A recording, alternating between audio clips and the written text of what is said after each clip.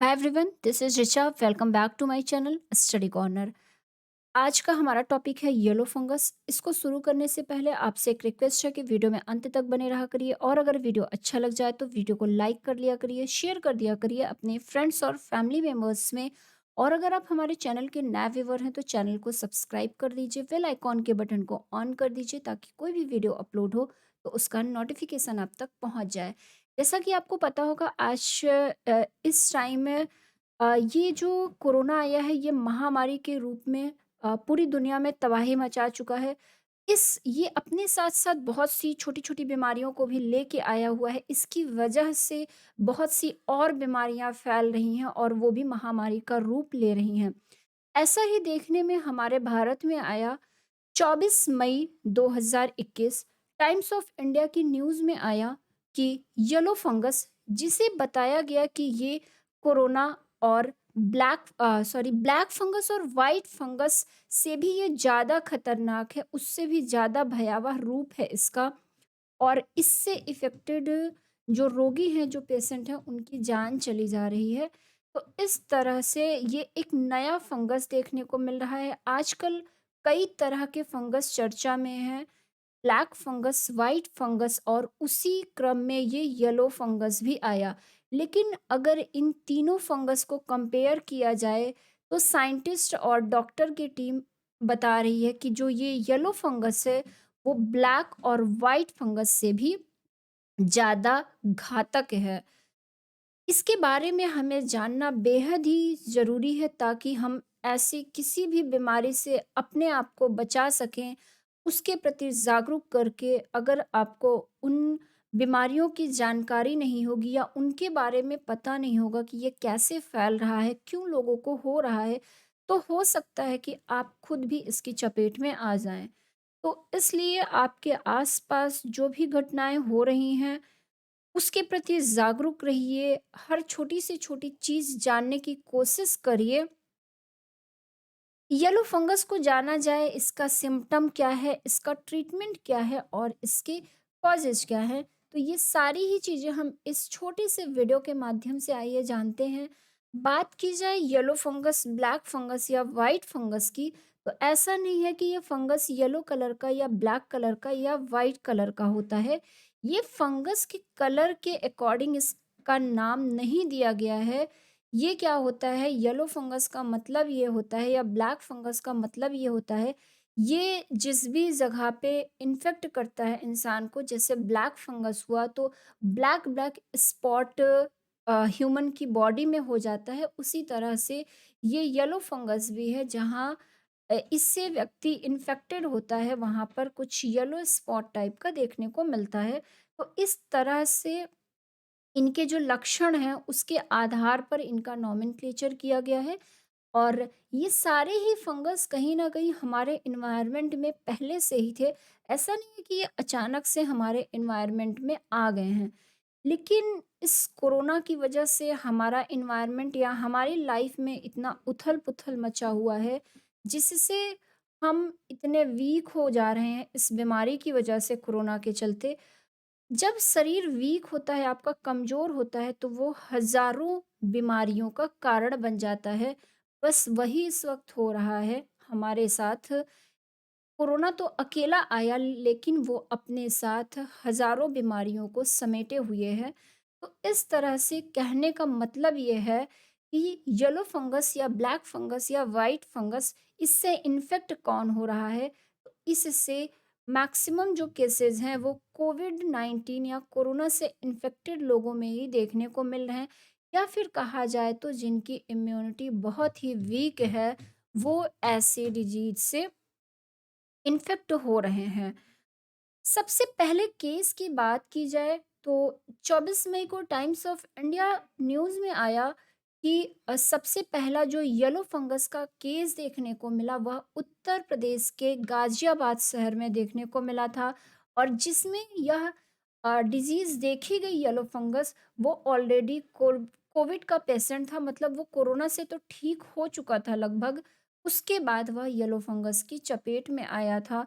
तो इस तरह से मतलब जितने भी केसेस देखे गए, उसके अकॉर्डिंग साइंटिस्ट और डॉक्टरों ने जो भी रिसर्च किया उन्होंने पाया कि मैक्सिमम ये डिज़ीज़ ब्लैक, वाइट या येलो फंगस का जो है, ये कोरोना के पेशेंट में ही देखने को मिल रहा है।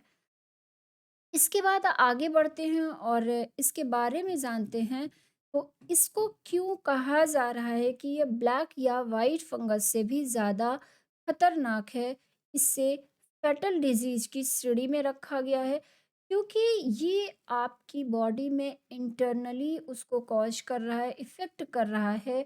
अब जैसा कि यहाँ आपको दिख रहा होगा कि yellow fungus starts internally causes pus leakage and leads to slow healing of wounds. In some serious cases, it could further lead to devastating symptoms like organ failure and acute necrosis. तो जहाँ पर ये yellow fungus जिनमें बेहद ही भयानक रूप में या कह लिया जाए कि बहुत सीरियस पेशेंट जो येलो फंगस के होते हैं, उनके ऑर्गन तक फेल हो जा रहे हैं और उनकी जो सेल इंजरी या सेल डेथ कह लीजिए वो भी देखने को मिली हुई है। तो ये तो था कुछ चीज़ें थोड़ा-सा सॉरी येलो फंगस के बारे में। अब इसके सिम्पटम की बात कर ली जाए कि कैसे कोई भी कोरोना पेशेंट या जिनकी इम्यूनिटी बेहद ही वीक है, वो अपने आप में इस फंगस को कैसे पहचाने अगर वो इन्फेक्टेड इससे हो गया है तो। सबसे पहले तो ऐसे व्यक्ति को भूख बिल्कुल भी नहीं लगती है, उनका खाने की इच्छा जो होती है वो ख़त्म हो जाती है और अचानक से उनकी बॉडी का जो वेट है वो घटने लगता है। उनकी आइश के आस-पास क्या होता है, आइश के नीचे साइड में ऐसा वो स काफ़ी स्वेलिंग हो जाती है और ऐसा लगता है कि उसमें पस आ गया है। तो और लेथार्जी मतलब क्या है, उनमें ऐसे रोगियों में आलस, सुस्ती बहुत ज़्यादा हो जाती है। तो ये कुछ कॉमन सिम्पटम्स देखने को मिले हैं येलो फंगस के रोगियों में। इसके बाद और आगे देखा जाए तो आप अपने आप को किस तरह से इस फंगस से बचा सकते हैं, ये जानना बेहद ही इम्पोर्टेंट हो जाता है अगर आप इससे इन्फेक्ट हो गए हैं तो। तो बात की जाए यहाँ पर बताया गया है कि जो येलो फंगस है वो infections generally spread through bad hygiene, so it is important to have good hygiene habits. ये ऐसे रोगियों में हो रहा है जिनकी हाइजीन से रिलेटेड जो लापरवाही हो रही है या जो अपने हाइजीन को मेंटेन नहीं रख पा रहे हैं, वो लोग इससे इन्फेक्ट हो रहे हैं। तो अपने हाइजीन की हैबिट को मेंटेन रखिए, रेगुलर नहाइए, कपड़े वगैरह साफ सुथरे पहनिए और सबसे इम्पोर्टेंट चीज़ कि आप अपने आसपास के एनवायरनमेंट को बेहद ही साफ सुथरा बना के रखिए। कोई भी फंगस हो, कोई भी फंगल डिजीज़ जो होता है, वो बेसिकली क्यों फैलता है, इसके बारे में हमने बहुत अच्छे से पढ़ा था। लेकिन मैं थोड़ा-सा आपको यहाँ पे रिमाइंड कराती हूँ, जो भी फंगल डिजीज़ होती है या जो ये फंगस होता है, वो फैलता क्यों है? तो ये ह्यूमिडिटी और मॉइस्चर में जब इम्बैलेंस हो जाता है हमारे एनवायरनमेंट में, तब फंगल इन्फेक्शन या फंगल डिजीज़ देखने को मिलता है। जैसे कि अगर आपके घर में जो ब्रेड आता है उसको आप ऐसे ही खुला छोड़ दें तो क्या होगा, 2-3 दिन में उसमें फंगस उग आएँगे।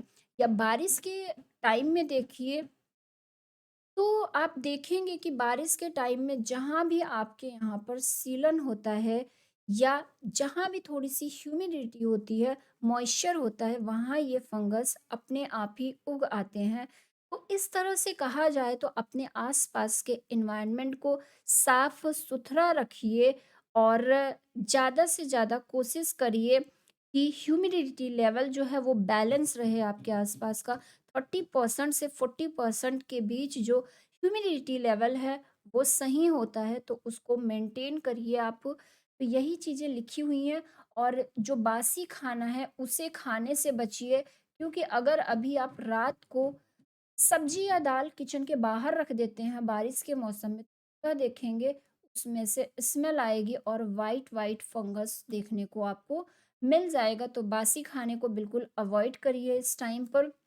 और यहाँ पर यही चीज़ बताई गई है कि ह्यूमिडिटी जो है वो बेहद ही इम्पोर्टेंट रोल कर रहा है इस फंगस को फैलाने में। तो वो चीज़ आपको मेंटेन रखना होगा। 30 से 40% के आसपास आपका ह्यूमिडिटी लेवल होना चाहिए।